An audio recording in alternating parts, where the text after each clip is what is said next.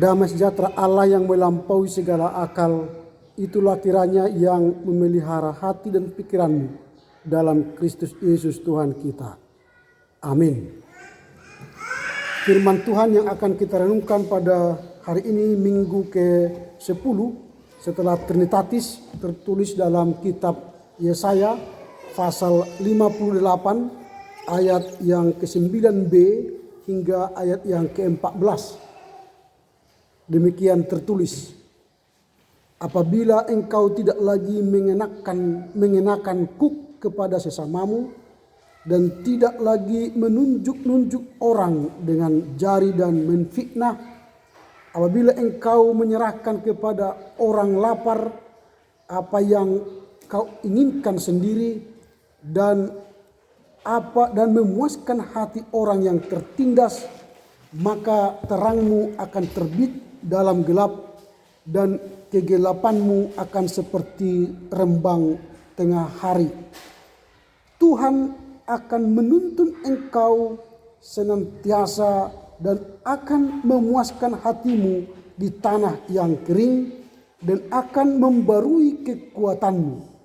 Engkau akan seperti taman yang diairi dengan baik dan seperti mata air yang tidak pernah mengecewakan. Engkau akan membangun reruntuhan yang sudah berabad-abad dan akan memperbaiki dasar yang diletakkan oleh banyak keturunan. Engkau akan disebutkan yang memperbaiki tembok yang tembus, yang membetulkan jalan supaya tempat itu dihuni. Apabila engkau tidak menginjak-injak hukum Sabat dan tidak melakukan urusanmu pada hari kudusku, apabila engkau menyebutkan hari Sabat hari kenikmatan dan hari kudus Tuhan hari yang mulia, apabila engkau menghormatinya dengan tidak menjalankan segala acaramu dan dengan tidak mengurus urusanmu atau berkata omong kosong, maka engkau akan bersenang-senang karena Tuhan dan akan membuat engkau melintasi puncak bukit-bukit di bumi dengan kendaraan kemenangan.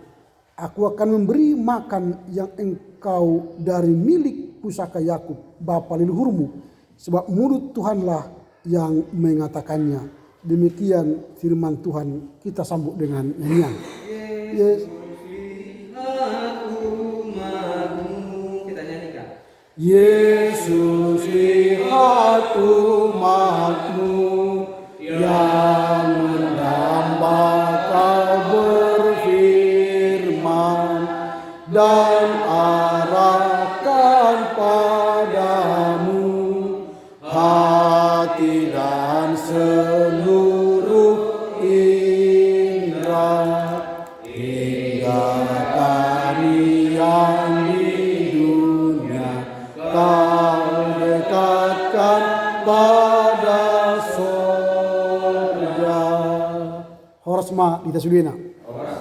Terpujilah Kristus yang memberi kesempatan bagi kita kembali untuk datang ke rumahnya yang kudus ini.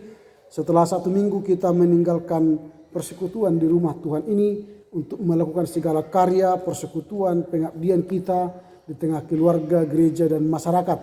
Dan kita kembali datang ke rumahnya ini untuk mendengar firman-Nya, karena kita percaya firman Tuhanlah yang kembali memberi kita kekuatan, hikmat dan bijaksana untuk menjalani hari-hari kita yang penuh harapan.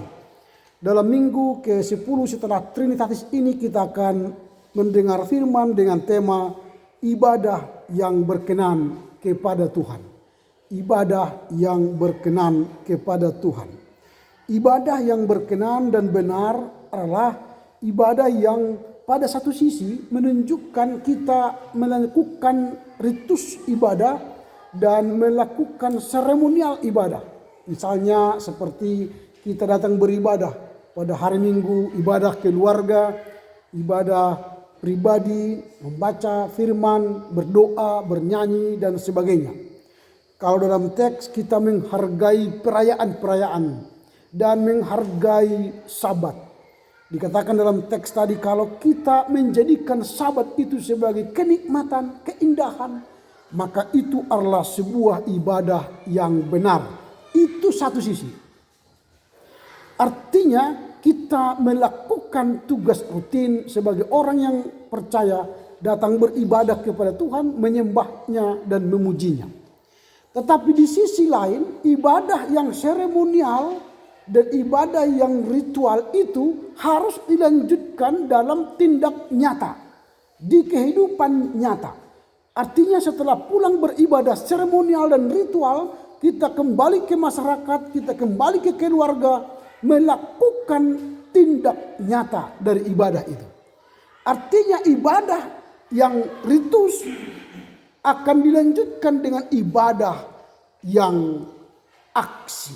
Jadi ibadah yang sejati dan benar atau yang berkenan kepada Tuhan ialah kita secara ritus, secara seremonial menyembah Tuhan, tetapi dalam aksi nyata kita melakukan ibadah itu.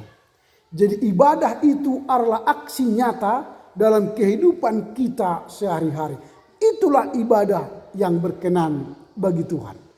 Intinya adalah ibadah yang kita lakukan secara ritus, secara seremonial di gereja, di ibadah keluarga atau ibadah pribadi, kita tunjukkan dalam aksi nyata kita melalui tingkah laku, sikap, perbuatan baik, menolong orang, memberi pemikiran, memberi dukungan bagi orang yang lemah, dan melakukan hal-hal baik yang berkenan bagi Tuhan. Itulah ibadah yang berkenan kepada Tuhan. Dan jika kita melakukan ibadah yang berkenan, Tuhan akan memberikan penghargaan kepada kita. Inilah inti dari tema ibadah minggu ini. Jadi ibadah yang berkenan adalah kita melakukan dua hal. Yang pertama, melakukan ibadah yang ritual seremonial. Dan yang kedua, mewujud nyatakan ibadah seremonial itu dalam tindakan aksi nyata di tengah keluarga, gereja, dan masyarakat.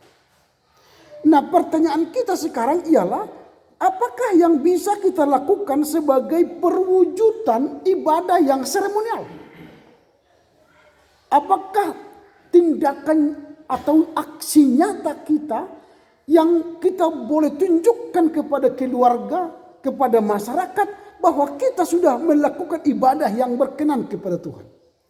Dalam teks yang kita baca ada beberapa tindakan aksi sosial atau aksi nyata yang kita harus lakukan sebagai bukti bahwa kita telah mengikuti ibadah ritus dan seremonial.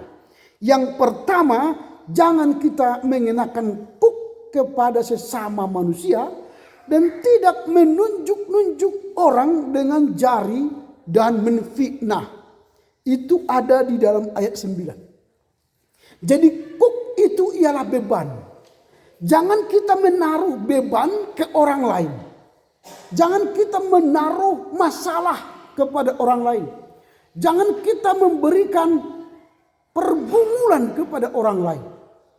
Maunya kita datang mengambil pergumulannya atau menolong dia mengatasi pergumulannya. Itu yang baik. Jadi jangan memberi kuk kepada orang lain. Bahkan jangan menunjuk-nunjuk orang dengan jari. Biasanya kan sih kita suka kali menunjuk kau. Padahal kita tidak sadar saat kita menunjuk orang, satu kepada orang, 4 jari atau 3 jari itu ke kita. Jadi kalau kita katakan jangan kau, berarti sebenarnya kita lebih dulu jangan melakukannya. Karena jari tunjuk itu 1 ke orang, tetapi 3 ini kan ke kita, balik ke kita. Jadi ini ibadah yang berkenan bagi Tuhan ialah jangan menyalahkan orang lain. Jangan menuduh-nuduh orang lain. Dan jangan menfitnah orang lain. Jadi fitnah itu lebih kejam dari pembunuhan. Jadi kalau kita memfitnah orang, kita sebenarnya sedang membunuh karakternya, membunuh jati dirinya. Karenanya hati-hati, janganlah suka memfitnah orang. Dan jangan mengumbar berita yang tidak fakta. Tetapi umbarlah atau sampaikanlah berita yang fakta, yang benar. Jangan memfitnah orang. Atau kalau dalam bahasa sekarang menggosip, menyebar berita hoax yang tidak benar. Tetapi usahakanlah menyampaikan berita yang benar. Menyatakan sikap yang baik kepada orang lain. Itulah ibadah yang sejati. Setelah kita beribadah secara ritual, pulang kita ke rumah, ke keluarga kita, kepada masyarakat, jangan berikan beban kepada teman kita, kepada orang lain. Jangan memberi mereka kata fitnah, atau kita memberikan mereka sangkaan buruk, menunjuk-nunjuk orang dengan jari kita. Hindarilah itu.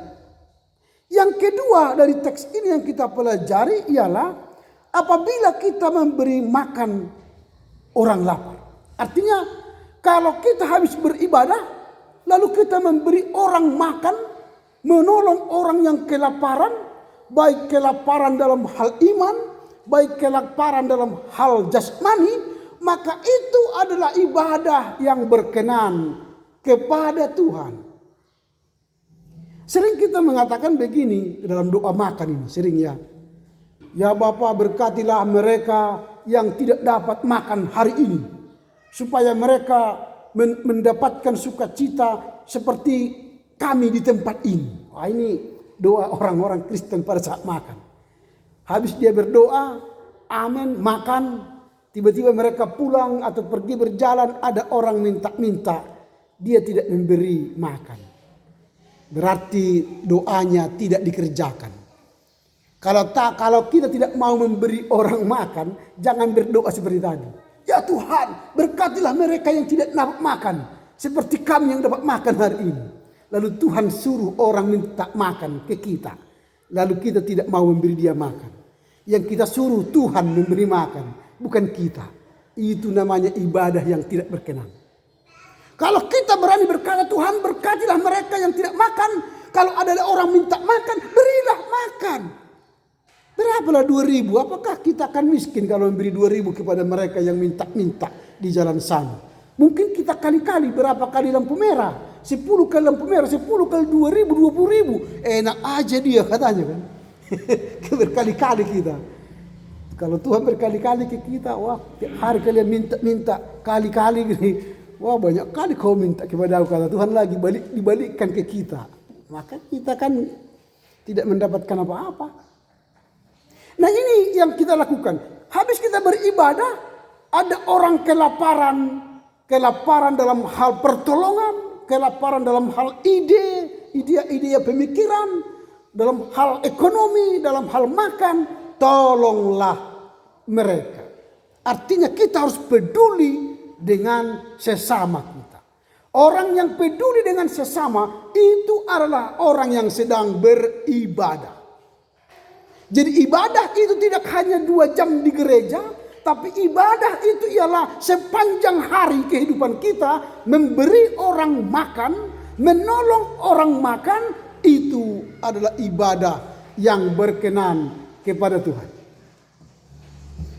Ibu-ibu Aka inanami na mga lopa di dapur kan, memberi makan keluarga kan, dengan kasih, dengan sayang. Waktu memasak sayur, Tuhan berkatilah sayur ini supaya nanti keluarga kami ketika makan ini dapat kekuatan baru. Saat menggoreng lauk ikan atau daging, Tuhan berkatilah lauk yang kumasak ini supaya saat kami menikmatinya beroleh kekuatan baru yang berkenan kepada Tuhan. Bukan kekuatan baru untuk berkelahi. Bukan kekuatan baru untuk memfitnah. Bukan. Tapi kekuatannya berkenan kepada Tuhan. Satu hari itu ketika keluarga makan, mereka dapat kekuatan baru yang berkenan kepada Tuhan. Berarti melakukan kehendak Tuhan. Ini ibadah juga. Sambil memasak, sambil berdoa untuk Tuhan memberkati masakan kita. Jadi memberi makan supaya orang memperoleh kekuatan baru. Itu yang kedua. Yang ketiga, tindakan apa lagi yang secara aksi nyata setelah ibadah ritus seremonial kita lakukan di gereja, di dalam masyarakat apa tindakan kita yang menjadi ibadah yang sejati? Yang ketiga menurut teks, apabila kita mampu memuaskan hati yang tertindas. Ayat yang ke-10 itu kan. Kita memuaskan hati yang tertindas. Ada banyak hati yang tertindas sekarang. Hati anak tertindas. Karena setiap datang langsung disuruh-suruh. Hei. Setiap hari dimarahi. Kalau setiap hari dimarahi di keluarga, anak-anak itu kan merasa tertindas.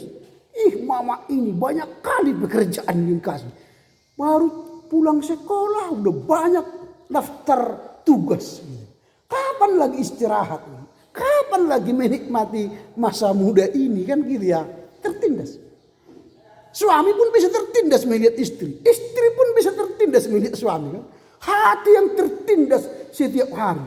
Maka ada orang berkata, rumah tangga ini rumah tangga atau rumah duka katanya. Karena setiap hari berduka terus, berkelahi, bersoal, bergumul. Maunya kan rumah tangga, membangun tangga-tangga kehidupan kan. Ini membangun rumah duka. Jadi hati-hati. Rumah yang kita bangun itu rumah duka atau rumah tangga. Kalau rumah tangga, bangunlah kedamaian, keharmonisan, kehidupan kekal di rumah itu. Jadilah suami yang baik, jadilah istri yang baik, jadilah anak-anak yang baik. Maka rumah itu rumah kebaikan. Rumah itu rumah damai sejahtera. Di mana ada Allah hadir di tengah-tengah keluarga kita. Itu ibadah. Jadi kalau rumah kita sudah tempat beribadah, ada kebaikan, ada sukacita dan damai sejahtera. Kita keluar dari rumah membawa kebaikan. Bukan fitnah. Membawa kebaikan, tindakan yang menolong orang, yang memberi makan lapar orang yang lapar, tindakan yang membawa orang bersukacita. Karena apa? Di rumah kita telah melatih diri beribadah. Kalau sudah terlatih orang beribadah di rumahnya, di luar sana pun dia menjadi orang yang beribadah. Ini 3 hal yang harus kita lakukan saat kita beribadah kepada Tuhan secara ritus, secara seremonial. Artinya ada tampak dalam aksi nyata menurut Yesaya yang harus kita kerjakan. Yang pertama tadi, jangan memberikan kepada orang lain. Jangan memberikan fitnahan. Jangan memberikan dan tunjukkan kepada orang lain. Menunjuk-nunjuk atau menyalahkan orang lain.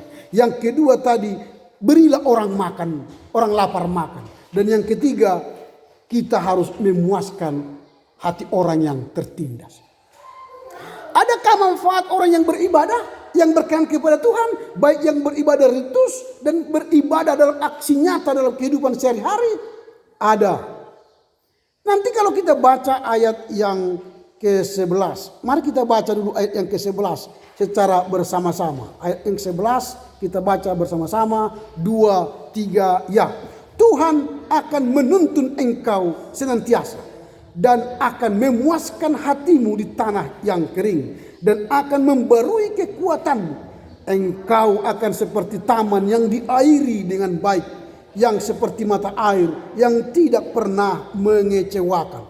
Jadi ketika kita beribadah secara ritus dan beribadah secara aksi nyata, maka ada hasil yang akan kita peroleh. Yang pertama, Tuhan akan menuntun hidup kita. Jadi kita memulai hari baru, Tuhan tuntun supaya melakukan kebaikan, supaya menolong orang, supaya peduli dengan orang lain dan memberikan berkat bagi sesama. Tuhan tuntun jalan hidup kita. Ketika kita melakukan pelanggaran dosa, Tuhan ingatkan. Ketika kita melakukan menyimpang dari jalan Tuhan, Tuhan ingatkan supaya kembali ke jalan yang benar. Tuhan menuntun jalan hidup kita. Itu yang pertama. Yang kedua, kita akan mendapatkan kekuatan baru. Jadi setiap hari ketika kita bangun, Tuhan telah sediakan kekuatan baru. Sehingga kita tidak mengeluh. Kalau orang yang mengeluh setiap hari, itulah beginilah, begini. Itu kan orang yang lemah itu. Dan ketika dia mengeluh, orang lain pun jadi lemas, ikut lemas. Tetapi ketika kita memberi yang positif, kabar baik, kabar sukacita, orang lain yang mendengar pun semangat, bergembira. Ini. Jadi ketika kita beribadah dengan baik, maka kita mendapatkan kekuatan baru.